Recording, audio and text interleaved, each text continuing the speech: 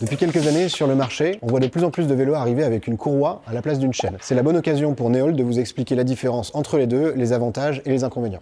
Historiquement, les vélos ont été équipés depuis plus d'une centaine d'années de chaînes. C'est une technologie éprouvée, ce sont des maillons métalliques reliés entre eux, qui sont vendus comme une seule ligne et qu'on va pouvoir relier pour la fixer sur le vélo. Depuis quelques années, on voit arriver des courroies qui viennent plutôt de la technologie automobile, les courroies de distribution par exemple, qui sont faites en carbone, voire avec du mélange de Kevlar, et chacun a ses avantages et ses inconvénients. La première chose à savoir par exemple, c'est qu'une courroie, ça ne déraille pas. Et c'est à la fois son avantage et son inconvénient. Ça ne déraille pas parce qu'on n'a pas envie de dérailler, mais ça veut dire que ça ne permet pas de changer de vitesse, puisque pour qu'un vélo avec une chaîne change de vitesse, il faut bien qu'on puisse le faire dérailler pour faire passer au pignon du dessus ou au pignon du dessous. Les vélos équipés d'une transmission comme celui-ci avec des pignons et un dérailleur ne peuvent avoir qu'une chaîne. Il n'y aura pas d'autre possibilité. En revanche, avec d'autres technologies de transmission, les courroies sont très adaptées. Sur ce vélo, on est équipé d'une courroie. Et ça veut dire qu'elle est sur un même axe, elle ne bouge pas, elle ne déraille pas, et c'est normal puisque ce vélo n'a pas de vitesse. En fait, c'est le moteur qui va changer le niveau d'assistance pour aller plus ou moins vite en fonction de l'effort que vous mettez dessus. C'est donc ce qui fait la différence entre une courroie, par exemple, sur ce cas-là, et une chaîne ici, où on va pouvoir changer les vitesses sur ce vélo. L'autre élément, c'est que comme une chaîne est constituée de maillons métalliques, il faut l'huiler régulièrement. Cette chaîne-là, quand on va l'huiler, elle va générer des tout petits éléments de métal. C'est le fameux cambouis. C'est ce qui fait qu'on se salit quand on touche la chaîne. Beaucoup de vélos, ici on l'a enlevé, sont équipés d'un protège-chaîne. C'est à la fois pour protéger la chaîne elle-même, éviter de la faire dérailler, mais c'est aussi pour protéger vos pantalons, vos habits,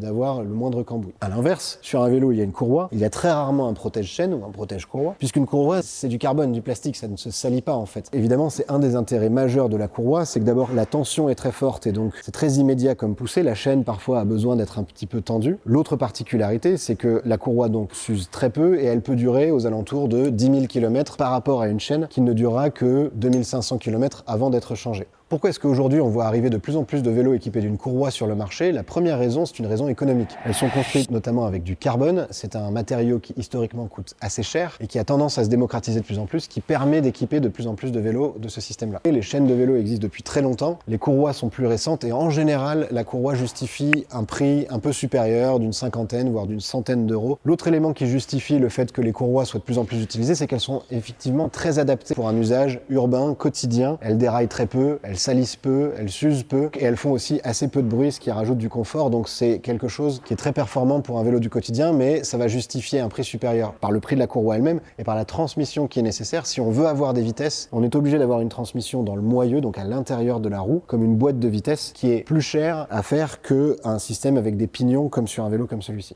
Et enfin, le dernier élément, c'est est-ce que le marché va changer? Est-ce que les courroies vont continuer à se multiplier par rapport aux chaînes? L'idée, globalement, c'est qu'il existe des cas d'usage pour les deux. Il est probable qu'on voit de plus en plus de courroies dans les prochaines années sur de nombreux vélos, justement des vélos de ville. Mais en fait, la chaîne a encore énormément d'avantages. Elle est relativement peu chère, elle est facile à changer chez n'importe quel fabricant, elle ne nécessite pas d'adaptation du cadre, puisqu'il faut bien garder en tête qu'un cadre avec une courroie est obligé d'avoir une ouverture spécifique, puisqu'on ne peut pas la couper et la reconstruire. Il faut pouvoir la glisser intégralement dans le cadre. Il y a des avantages à la courroie à l'usage quotidien, mais il y a des frais d'entretien et des pièces qui sont un petit peu plus chères, ce qui explique que la chaîne a probablement encore de beaux jours devant elle, puisqu'elle se justifie dans l'usage de très nombreux vélos. Petit élément supplémentaire, beaucoup de gens ont peur de dérailler très souvent avec leur vélo. Un vélo avec une chaîne, normalement, ne déraille pas. C'est une question de bon réglage. Tous les vélos qui sortent de chez Neold ont été vérifiés, le dérailleur est réglé, et d'ailleurs, ils sont expédiés chez vous, déjà réglés, vous n'avez plus qu'à remettre le guidon droit et refixer les pédales, le reste est déjà fonctionnel et la batterie est chargée. Il faut savoir que vous pouvez venir sur place faire la maintenance de votre vélo chez Neold, à Bordeaux, que ce soit un vélo que vous ayez acheté chez nous ou ailleurs, et vous pouvez trouver dans le stock de vélos que l'on propose des dizaines de vélos équipés soit de courroie, soit de chaîne, avec des niveaux de prix différents, mais au moins vous aurez l'explication de cette différence-là.